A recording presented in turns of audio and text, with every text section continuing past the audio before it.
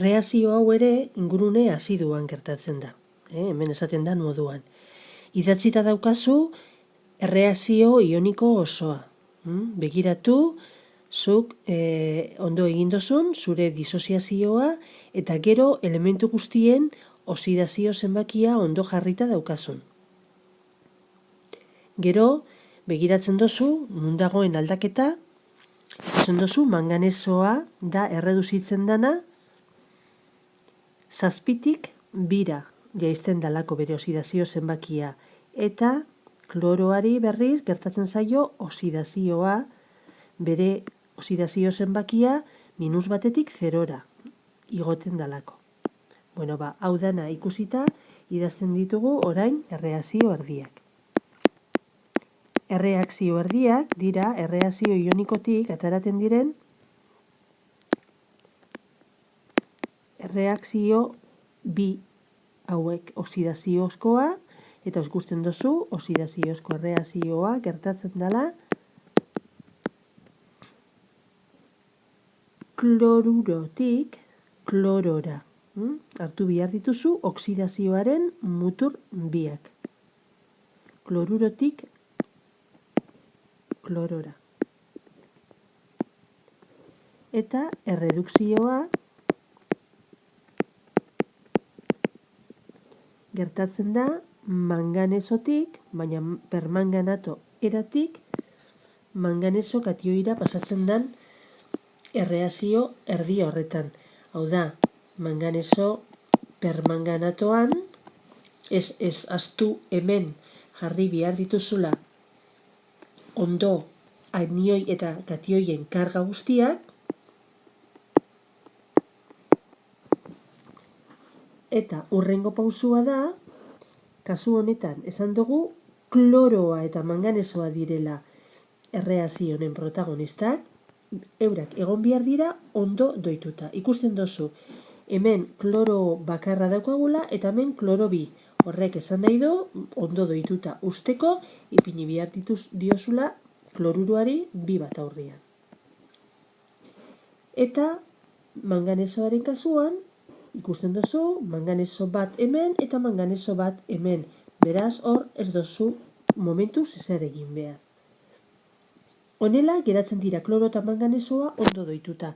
Baina, ondorengoak doitu beharrekoak dira oxigeno eta hidrogenoa. Oxigenoa, lehenengo erreakzioan ez da agertzen. Kloroa baino ez da agertzen. Beraz, erreakzio hori elementuen aldetik behintzat ondo doituta dago. Bigarren erreakzioan berriz, falta dira oxigenoak eskuineko partian. Orduan egin beharko dozuna da, ingurune azidoak esaten duen moduan, urak gehitu oxigeno kopuru horren arabera. Faltatzen den oxigeno kopuruaren arabera, 4 ur. Eta ezkerreko atalera goaz, konpontzen hidrogenoen desoreka hori, 8 H+ ipintzen. Honekin, doituta dago elementuen partia, baina doitu behar dugu orain kargena. Goazen ikusten atal bakoitzian ze karga dagoen. Ze karga dagoen hemen, ze karga dagoen hemen. Hemen, -2ko karga duzu. Kloruro 2 agertzen direlako, bakoitza -1eko kargarekin. Hemen, kloro bat karga bakoa, beraz, karga altuena eskuineko partian daukazu 0koa. 0tik -2ra jaisteko, elektroi 2 gehitu behar duzu. Bigarren erreakzioan, ikusten duzu, hemengo karga dela, 8 H+, +8, eta -1 permanganatoa daukona, beraz, +7. Eta eskuineko partian, urak ez du kargarik, baina manganesoak +2koa eta bakarra dagoenez, +2. 7garrenetik 2garrenera jaisteko, gehitu behar dozuna da, 5 elektroi. Orduan, 5 elektroi gehitzera noa, 8tik 2ra bajatzeko, eta gezia jartzen dut hemen. Orain, begiratzen dut nola geratzen diren elektroi kopuruak atal bietan. Lehenengo erreakzioan ikusten duzu 2 elektroi agertzen direla. bi elektroi, eta bigarrenian 5.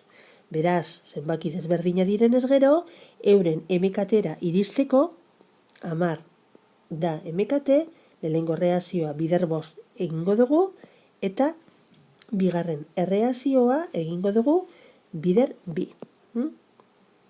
Orduan, bider 2, bigarren erreakzioa. Horrela, bietan geratuko dira 10 elektroi, elkarrekin ezabatu ahal izango direnak. Orain, egiten dugu batuketa, lortzeko erreakzio ioniko doitua. Erreakzio ioniko doitua. Ezkerreko atalean, goitik hasita, oxidaziotik hasita, 2 kloruro daude, baina bider 5 dago erreakzioa eginda, 10 kloruro geratzen dira.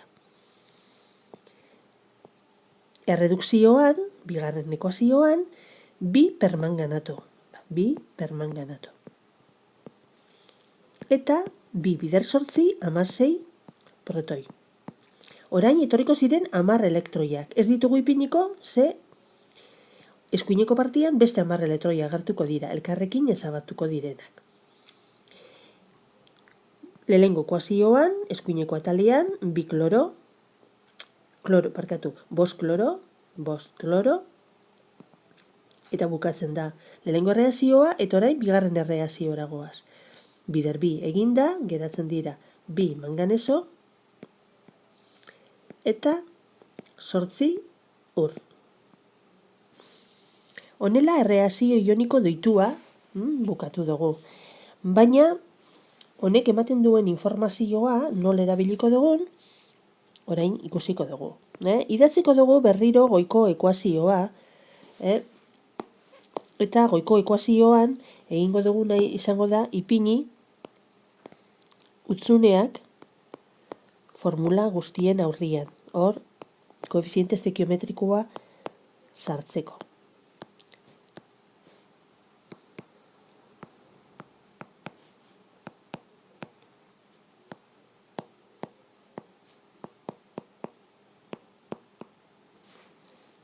Orain, zer esan nahi du 10 kloruro horrek?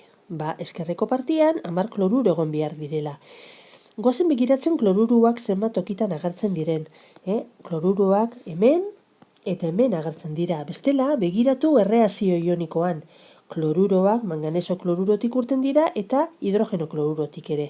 Beraz, momentuz, ez diogu kasurik egingo. Bikero, saiatuko gara ulertzen beraien esan nahia, baina ez du informazio zuzena emoten. Orain, 2 permanganato. 2 permanganato, hori bai, permanganatoa bakarrik agertzen da potasio permanganatoan. Orduan, txarto ipini dut, baina dira, ulertzen duzu, 2 ezta, bai. Orain, 16 H+. Zenbat tokitan daude H+ horiek protoia? Bakarrik, hemen, ezta? Hidrogeno kloruroak bakarrik ditu. Orduan, zuzenean, 16 horrek ematen digu informazioa hor, 16 jarri behar dugula. Orain, 5 kloro. 5 kloro argi dago, nungoa diren, kloro molekularra bakarrik agertzen da, hemen, orduan hor, 5 bat jarriko dugu.